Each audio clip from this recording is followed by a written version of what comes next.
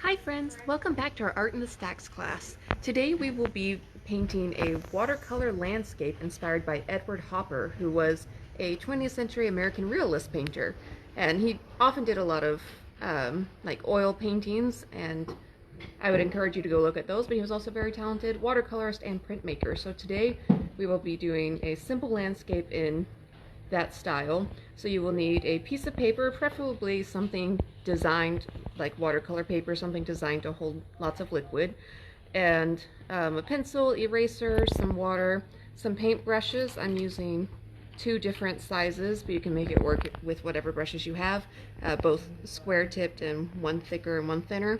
And then also some it's a little hard to tell the colors based on this one, but some blue, green, yellow, orange, and black paint. So to get started, I'm going to fold in some guidelines for myself. So you can freehand this if you would like, if you don't want to have the creases on your paper, or you could measure out some guidelines for yourself, but this is an easy way to show where all we will be putting our drawing. So first, fold it hot dog style in half.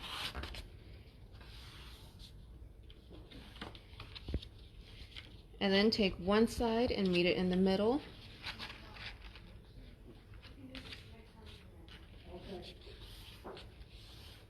And unfold it, then do the same to the other. And again, you don't have to make these guidelines. Whoops.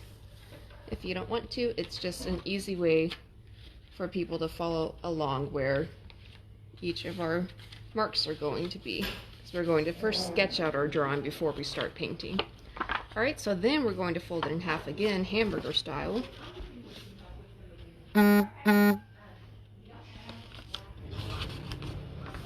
Crease it, and do the same thing where you fold one side to the middle.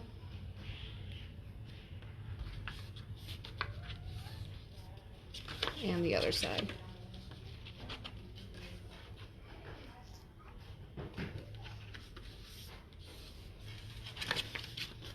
Alright, so then you can kind of flatten it out, and then you just have some lines showing where your drawing should be. And if you need to be able to see it a little bit more, you can trace out the lines if you would like. So to begin, I'm going to start along my bottom crease, and we're going to form the land. So I'm just going to do some gently rolling hills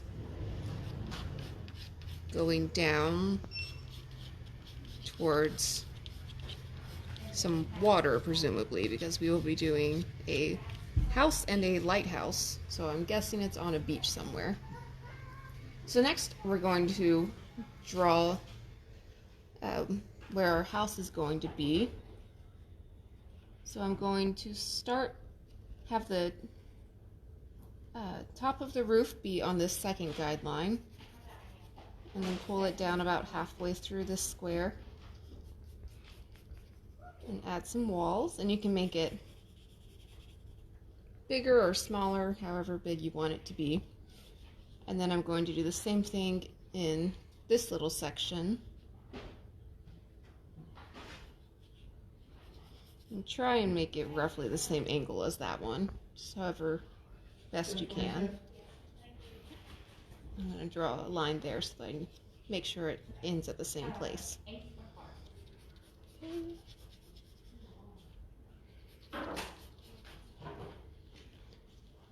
So something like that. My house is leaning a little bit. Straighten those lines up, but alright. Next, I'm going to go along this little guideline crease right here to connect the top of the roof, and then going down this line, showing where the house is turning, it's changing directions. Then I'm also going to add a little shed over here. Put the base of it along this guideline, and then add a roof.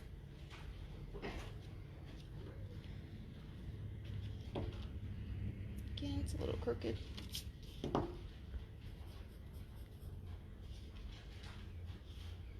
Right, next we're going to add some detail. So I'm going to put some windows in. Maybe a little rectangular window up here. And one to match on this side.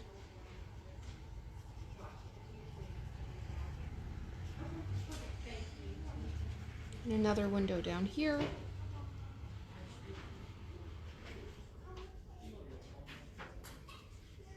And then we'll put the door over here.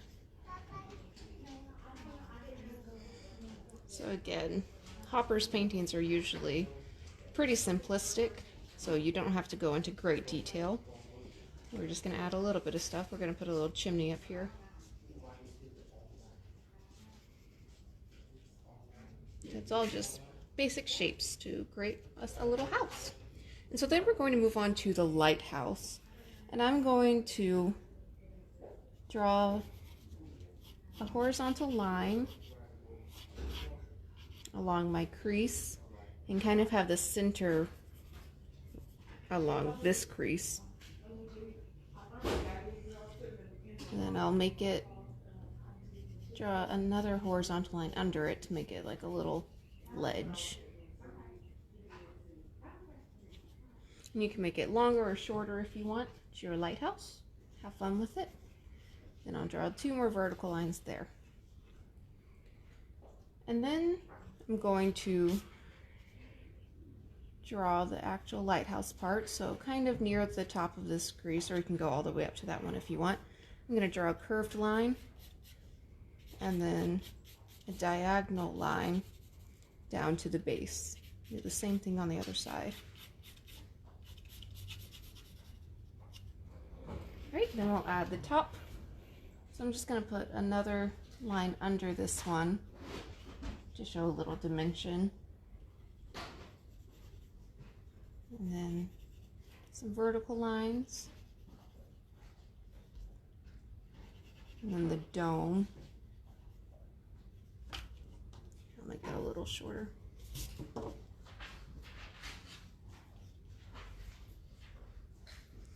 And I'll put a little notch on top and then add some bars across it.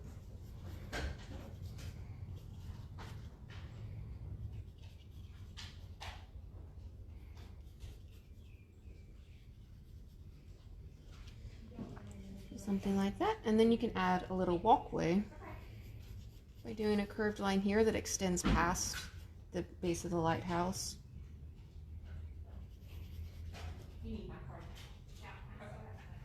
And some diagonal lines showing that it's extending beyond to the other side.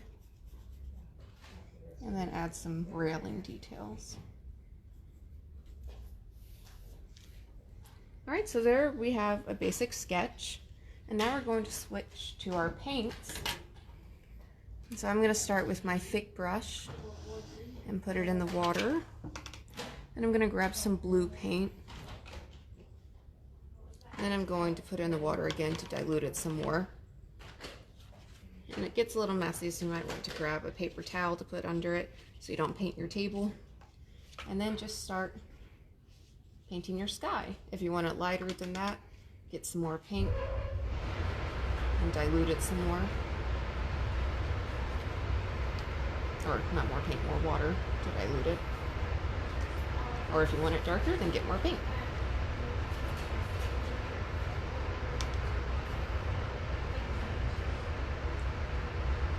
And so you can paint your whole sky, and just be careful on your edges around your house. So I'm not going to go through painting all of that, but you get the idea that you'll do this whole top part in blue for your sky. And then take some green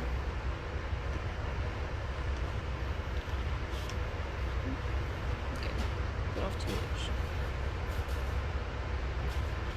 And do the grass. So I would encourage you to do some pretty light green at first, because then we're going to go back in and add some darker green for some detail. You can make it a little bit darker than that if you want.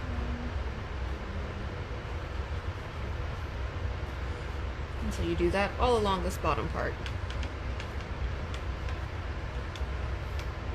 So then I'm going to switch to my little brush and get it wet and go to my orange. I'm gonna paint the roof of my house orange. You can paint it whatever color you want. I just like the way that this color interacts with all the other ones.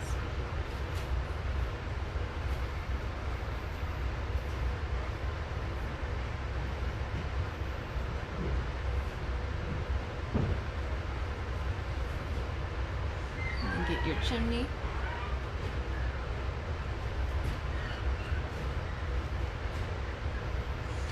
So you have something like that. And then I'll switch to my yellow. And I'll paint some light in the lighthouse. So just in this top little part where the light would be coming through, I'll put some yellow.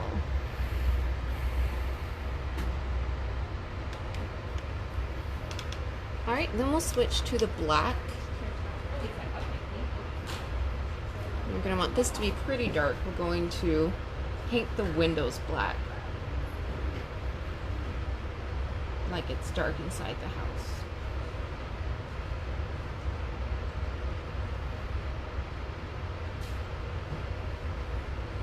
So you can do all your windows. Oh, and I forgot to paint my roof shed orange too. Feel free to do that. And then we're also going to paint underneath this ledge, this little piece here, to show a shadow. And if you have a smaller paintbrush, feel free to use it. That might help with these little parts. And then under here, and on the dome.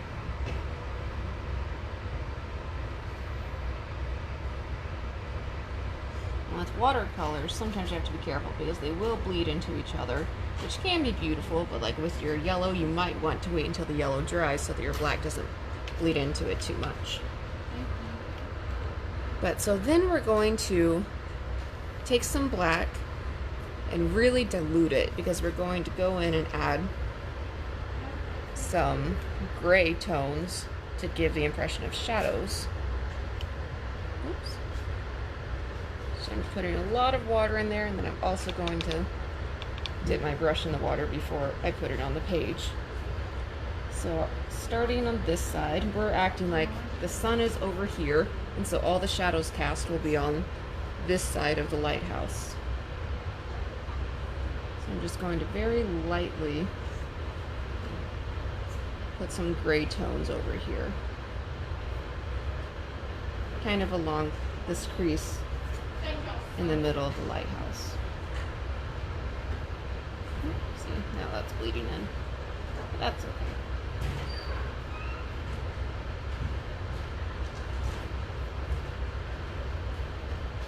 So if you want it to be a little more subtle, you can add some more water and thin it out.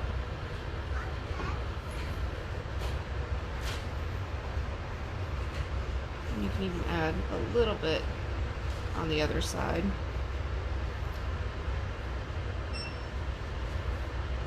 And then we'll add some shadows on the house. So like I said, the sun is on this side, so then this side of the house will be basically completely in shadow.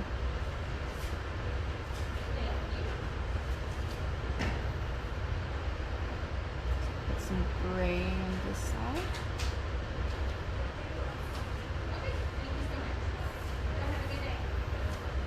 Oops.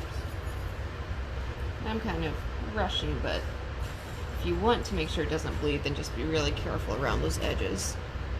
And then I'll put some even darker gray here on the shed, because it's also shadowed by the rest of the house.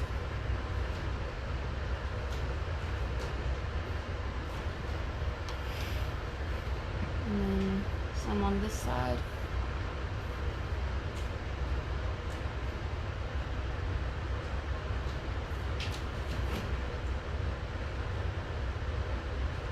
And then we'll do an angle over here, because part of it will still be in the sun and part of it will be in shadow.